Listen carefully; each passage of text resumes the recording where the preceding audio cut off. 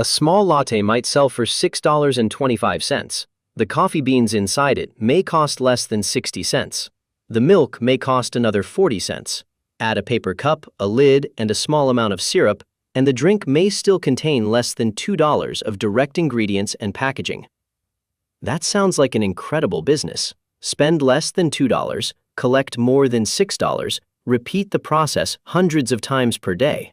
But the difference between the selling price and the ingredient cost is not profit. That money must also pay the barista who made the drink. It must pay for the espresso machine, grinders, refrigerators, water filtration system, and point-of-sale equipment. It must pay the rent, electricity, insurance, credit card fees, cleaning supplies, software, repairs, licenses, accounting, marketing, and loan payments. It must pay employees during the quiet afternoon, not only during the morning rush. And it must pay for drinks that are remade, milk that expires, pastries that remain unsold, and coffee that gets poured down the drain. Coffee demand in the United States is enormous. National Coffee Association research released in 2026 found that 66% of American adults had consumed coffee during the previous day. American coffee drinkers averaged approximately 2.8 cups per day, but a popular product does not automatically create a profitable store. Most coffee drinkers make at least some of their coffee at home. Others visit national chains, convenience stores, fast food restaurants, bakeries, gas stations, or competing independent cafes. A small coffee shop is not simply competing against another latte, it is competing against every faster, cheaper, easier, or more familiar source of caffeine. So, what does it really take to make a small coffee shop profitable? How much does it cost to open? How much money is actually inside one drink? How many transactions are needed every day? Why can a shop with a line out the door still lose money? And is the owner creating a valuable business or simply buying themselves an exhausting job? Today, we are going to break down the real economics of owning a small coffee shop. A coffee shop does not only sell a beverage, it sells speed, it sells routine, it sells convenience, and for some customers, it sells a place to spend time. One customer may stop for a cup on the way to work, another may meet a client, a student may study for 3 hours, a remote worker may use the shop as an unofficial office, a family may visit after breakfast, a regular customer may return every morning because the barista remembers the order. That routine is economically powerful. A restaurant may need to convince the same person to return once or twice per month. A coffee shop can potentially serve the same customer 5 times per week. A person spending $7 every weekday represents more than $1,800 in annual sales. Multiply that behavior across several hundred loyal customers, and the business becomes far more predictable. Coffee shops can also create a stronger daily habit than many discretionary businesses. A customer might consider an expensive dinner a special event. Coffee can feel like a normal part of the morning. However, there is another side to this model. The average transaction is relatively small. A restaurant customer may spend $25 or $30 during one visit. A coffee customer might spend only 5 or 6. That means the coffee shop needs many more transactions to produce the same revenue. The business also has limited time to capture its most important customers. A large percentage of coffee demand occurs during breakfast and the morning commute. National Coffee Association research reported that 85% of past-day coffee drinkers consumed coffee at breakfast. The store may earn a large portion of the day's revenue between 7 and 11 in the morning. After that, customer traffic may fall sharply. The owner must therefore build an operation that can move quickly during a short rush without carrying excessive labor during the rest of the day. That balance between speed and idle time is one of the central challenges of coffee shop economics. Let us create a hypothetical neighborhood coffee shop. The location is approximately 1,200 square feet. It has 30 seats. It does not have a drive-through. It buys freshly roasted beans from a wholesale roaster rather than roasting coffee inside the store. It sells espresso drinks, brewed coffee, tea, pastries, breakfast sandwiches, and a small selection of lunch items. Industry estimates commonly place the cost of opening a seated coffee shop somewhere between $80,000 and $300,000. The final cost depends heavily on the location, building condition, equipment, design, menu, and amount of construction required. For our example, the owner might spend $20,000 on the lease deposit, architectural plans, permits, licenses, professional services, and utility deposits. Construction could cost $80,000. That might include plumbing, electrical upgrades, counters, flooring, walls, bathrooms, lighting, sinks, drainage, heating, air conditioning, and accessibility improvements. The coffee equipment might cost $65,000. The shop may need a commercial espresso machine, several grinders, batch brewers, hot water equipment, refrigerators, freezers, an ice machine, blenders, a dishwasher, sinks, water filtration, shelving, and food preparation equipment. Furniture, signs, menu boards, security cameras, smallwares, dishes, and a point-of-sale system might add $25,000. Opening inventory, employee training, uniforms, insurance deposits, initial marketing, and a soft opening might add another $10,000. Finally, the owner might reserve $50,000 as working capital. The total investment would be approximately $250,000. The working capital may be the most important part. A coffee shop can open with beautiful furniture and an expensive espresso machine and still fail because the owner has no money left to fund the first 6 months.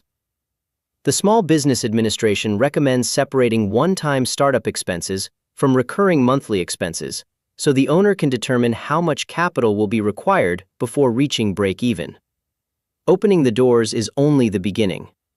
The business must still build awareness, attract regular customers, train employees, correct menu problems, and survive expensive mistakes. A cheaper opening is not always better, but spending nearly the entire budget before the first customer arrives is extremely dangerous. Now let us return to the $6.25 latte. Assume the cafe uses 18 grams of coffee for a double espresso. 1 pound contains approximately 454 grams. In theory, 1 pound could produce about 25 double shots. But the shop will not sell every gram. Baristas must adjust the grinder throughout the day. Some shots will run too quickly or too slowly and be discarded. Coffee can spill. A drink may be remade. After allowing for normal waste, the cafe may receive approximately 22 usable double shots from each pound. If the roasted coffee costs $12 per pound, the espresso inside one latte costs about 55 cents. The milk might cost 40 cents. Flavoring might add 20 cents. The cup, lid, and sleeve might cost 35 cents. Cleaning chemicals, napkins, and normal product waste might add another 15 cents. If the customer pays by card, a processor charging 2.6% plus 15 cents would collect approximately 31 cents on a $6.25 transaction. Square listed that rate for standard in-person card transactions at the time of this research. The total direct variable cost is approximately $1.96. That leaves about $4.29. But we still have not paid the barista. Suppose producing the drink, taking payment, handing it to the customer, and cleaning the workstation represents 2 minutes of labor. At a fully loaded labor cost of $19 per hour, those 2 minutes cost approximately 63 cents. The latte now contributes about $3.66 toward rent, management, insurance, equipment, utilities, marketing, debt, and profit. That is still a strong product margin, but the economics depend on speed and volume. If the employee makes one drink every 2 minutes, the labor is productive. If the employee waits 10 minutes for the next customer, the shop is paying for those 10 minutes too. The business does not purchase labor one drink at a time. It purchases entire employee shifts. That is why a drink can be profitable, while the hour in which it was sold remains unprofitable. Drip coffee can have excellent unit economics. A cup might sell for $4 while containing less than $1 of coffee, packaging, processing fees, and supplies. It also takes less time to serve than a latte. The coffee is already brewed. The barista pours it into a cup, adds a lid, and hands it to the customer. But drip coffee creates a different form of waste. The store must prepare coffee before it knows exactly how many customers will arrive. If a batch remains too long, the flavor declines and the coffee may be discarded. Brewing too little creates wait times. Brewing too much sends expensive coffee down the drain. Specialty drinks create higher selling prices, but also more complexity. A menu may include lattes, cappuccinos, mochas, cold brew, matcha, chai, teas, frozen drinks, seasonal drinks, alternative milks, syrups, whipped cream, cold foam, and several sizes. Each option may attract customers, but every option also adds ingredients, storage, training, preparation time, and opportunities for mistakes. Imagine that the shop offers 12 syrups. Some sell quickly, others may sit for months. The money used to purchase those bottles is trapped in inventory. Employees must learn the recipes. The counter becomes crowded. Customers take longer to choose, and the line moves more slowly. The strongest menu is not necessarily the largest menu. It is the menu that gives customers enough variety while allowing employees to work quickly and consistently. A special drink should have a purpose. It may generate a high margin. It may attract attention on social media. It may bring customers back during a particular season. Or it may serve customers who do not drink coffee. But a drink that sells twice per week and requires 4 unique ingredients may not deserve permanent space on the menu. Creativity brings people into the shop. Standardization allows the shop to make money from them. A small coffee shop cannot build a strong business entirely from $4 transactions. Suppose the cafe serves 200 customers per day. If the average transaction is $6, the shop generates $36,000 per month, assuming it opens 30 days. Now, raise the average transaction to $10.25. At exactly the same customer count, monthly revenue becomes $61,500. That is an additional $25,500 without attracting one extra customer. This is why pastries and food are so important. A customer who buys only a latte might spend $6.25. Add a pastry, and the transaction might become $11. Add a breakfast sandwich, and it might become $15. Food also gives customers another reason to visit. Someone who would make coffee at home may stop because the cafe offers a convenient breakfast. But food has different economics from coffee. A wholesale pastry may cost $2 and sell for $4.75. The product still contributes money, but its percentage margin is smaller than many beverages. It also has a short shelf life. A pastry that remains unsold at closing may be donated, discounted, saved with reduced quality, or thrown away. Prepared sandwiches create even more challenges. They require refrigeration, food safety procedures, preparation labor, packaging, and accurate demand forecasting. Too little inventory leads to lost sales during the morning rush. Too much inventory creates waste. The cafe must measure the attachment rate. Out of every 100 drink transactions, how many include food? If 20 customers add food, increasing that number to 30 may be more valuable than attracting 10 completely new customers. The employee is already serving the customer. The register is already open. The credit card is already being processed. Increasing the value of an existing visit is often less expensive than creating another visit. Labor is usually the most difficult expense to manage. A small cafe may open at 6:30 in the morning, but employees may arrive at 5:30.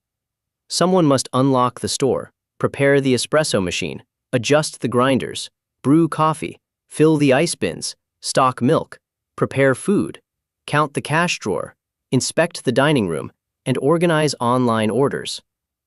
During the rush, the shop may need one person taking orders, one making espresso drinks, one handling brewed coffee and food, and another preparing mobile orders or helping wherever the line becomes stuck.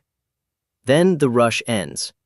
Customer volume falls, but the shop still needs enough employees to serve unexpected groups, clean the store, receive deliveries, restock supplies, wash dishes, prepare food, and provide breaks. The median hourly wage for food and beverage serving and related workers was $14.92 in May 2024. The employer's actual cost is higher after payroll taxes, workers' compensation, training, benefits, overtime, and other expenses.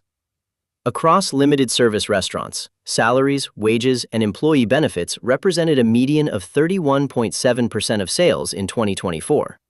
Profitable operators reported a median of 30%, while loss-making operators reported 34.1%. A difference of 4 percentage points may not sound important, but on $900,000 in annual sales, 4 percentage points equal $36,000. Scheduling is therefore critical. The owner needs enough labor to protect speed and service during the rush, but every unnecessary employee hour reduces profit. Training also affects economics. An experienced barista can prepare several drinks at once, remember regular customers, minimize waste, and keep the station organized. An inexperienced employee may remake drinks, overfill milk pitchers, slow the line, and require help from another worker. The hourly wages may be similar. The productivity is not. A great employee does not merely provide better service. That employee increases the number of transactions the shop can complete during its most valuable hours. Imagine that 20 customers arrive during a 15-minute period. This is good news, but only if the cafe can serve them. Suppose the system can complete one transaction every 45 seconds. In 15 minutes, it can theoretically process 20 customers. Now, suppose a complicated menu, slow payment system, poor workstation design, or insufficient staffing increases service time to 90 seconds. The shop can process only 10 customers during the same period. Some of the other customers may wait. Others may see the line and leave. A lost customer does not appear as an expense on the income statement. There is no receipt showing the latte that was never sold, but the revenue is gone. This is why layout matters. The barista should not walk across the store to reach milk. The employee handling food should not repeatedly block the espresso machine. Mobile orders should not become mixed with in-person orders. Cups, lids, syrups, ice, and cleaning tools should be positioned according to the order in which they are used. Small movements become important when repeated hundreds of times. Saving 10 seconds per drink may appear meaningless. Across 300 drinks, it saves 50 minutes of production time. More importantly, it may allow the cafe to serve additional customers during the morning rush. Speed does not mean rushing customers out or lowering quality. It means removing unnecessary movement, confusion, and waiting from the production system. A beautiful shop can attract customers once. A reliable and convenient operation turns those customers into a daily habit. Comfortable seating is one of the features that separates a neighborhood cafe from a convenience store. People want to meet friends, work, study, read, or relax. That atmosphere can create loyalty, but every table occupies expensive real estate. Imagine that 4 customers sit at a table for 90 minutes. Each purchases a $6 drink.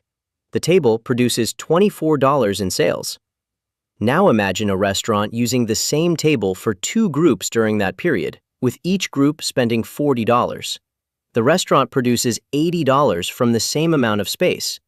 A coffee shop accepts lower spending per seat because the atmosphere is part of its product. But the economics can become difficult when customers occupy tables for several hours after making one small purchase. The owner should not make customers feel unwelcome. That could destroy the shop's community identity. But the layout can be designed intentionally. Some seats can be comfortable for longer visits. Other seats can support faster turnover. A communal table can serve several individuals without allowing one person to control an entire 4-person table. Electrical outlets can be placed selectively. The cafe can also use table tents, mobile ordering, or gentle service to encourage additional purchases. A customer staying for 3 hours may buy a second drink or lunch when ordering is easy. The store is not only selling coffee, it is renting small pieces of space in extremely short increments. The challenge is that the rental fee is hidden inside the drink price. The owner must make sure the total spending inside the shop is sufficient to pay for the size of the building. A good coffee shop location needs traffic at the correct time. A busy entertainment district may produce strong evening traffic but weak mornings. An office district may be busy from Monday through Thursday and almost empty on weekends. A residential neighborhood may offer loyal repeat customers but fewer spontaneous visitors. A location near a commuter route may create excellent morning demand, but only if entering and leaving the parking lot is easy. The shop needs to understand where customers are coming from and where they are going. Visibility matters. Parking matters. Drive time matters. Nearby employers, schools, apartments, gyms, medical offices, and transit stops can all influence demand. Rent must also be measured against realistic sales. Suppose the shop pays $6,000 per month in rent, common area charges, and related occupancy expenses. At $75,000 in monthly sales, occupancy represents 8%. At $50,000 in sales, it represents 12%. The rent did not change.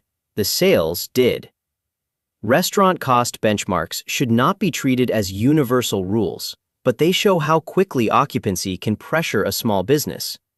The National Restaurant Association reports that restaurants generally operate with narrow pre-tax margins, while food, labor, occupancy, card fees, and other expenses consume most revenue. Operating hours create another decision.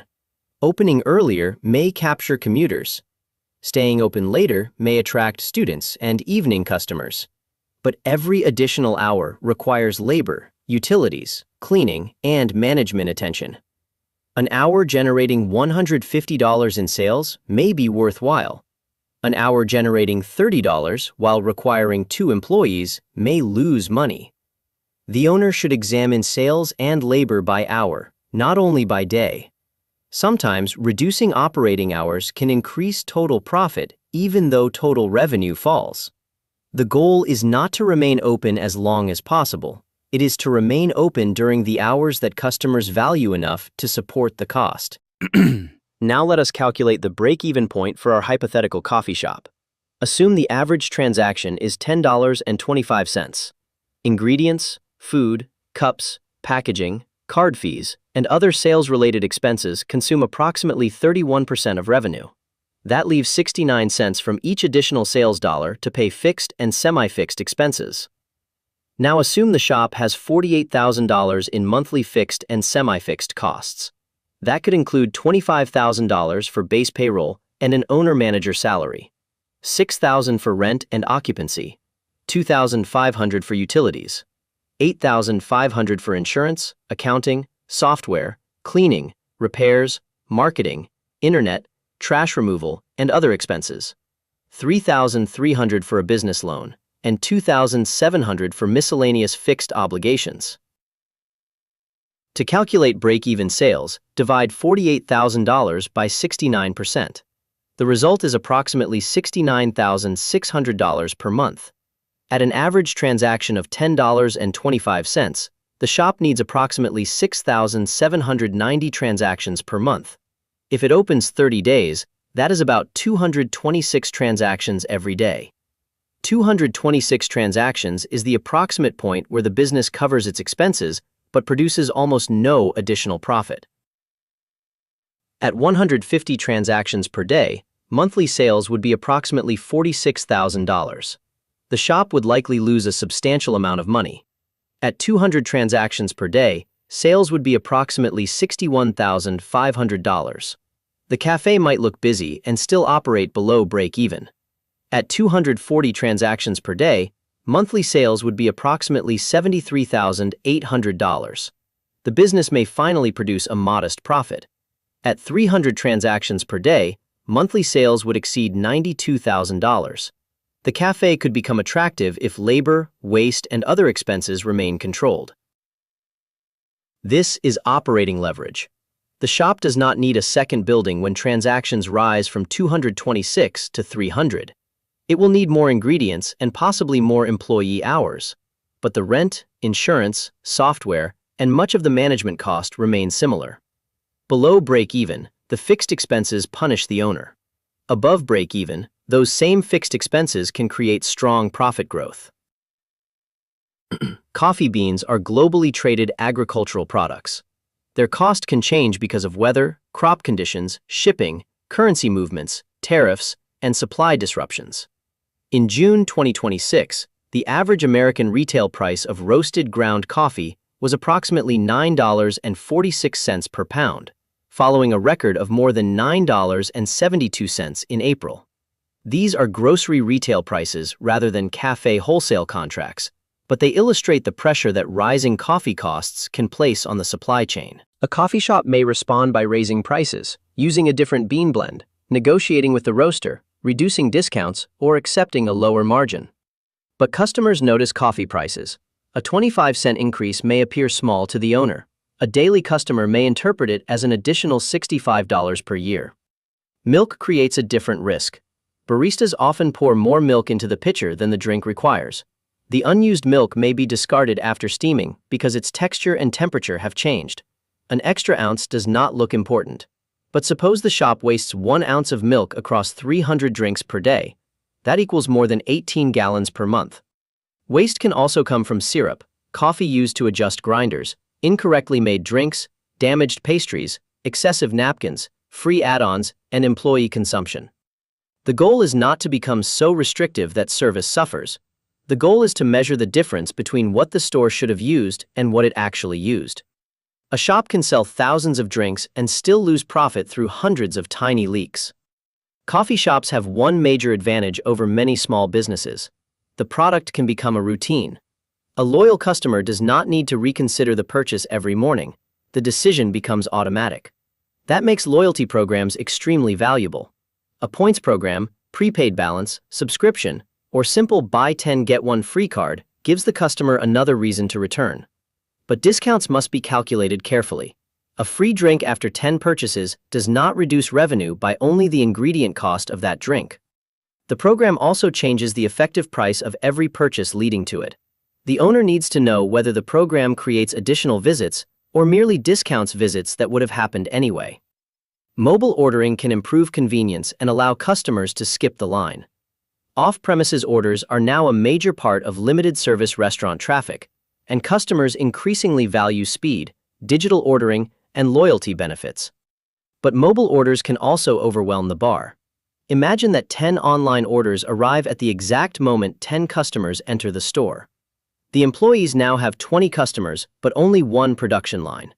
The people physically waiting can see cups being prepared for customers who are not present. That can make the service feel slower and less fair. The system needs realistic preparation times, order limits, clear pickup areas, and a method for balancing digital and in-person demand. Technology does not remove the capacity of the espresso machine or the employees.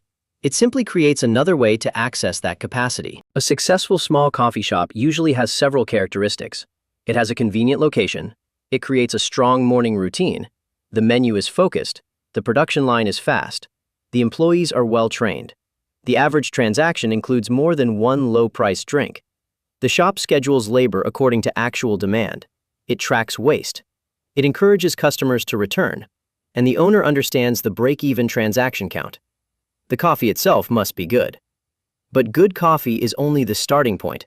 The business must deliver that coffee consistently, quickly, and conveniently enough to compete with home brewing and national chains. Can a small coffee shop be profitable? Yes.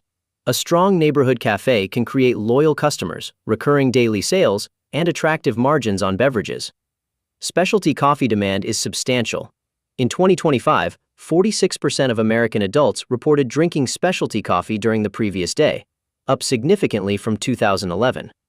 But a coffee shop is not automatically a high-margin business simply because coffee beans are inexpensive compared with the menu price.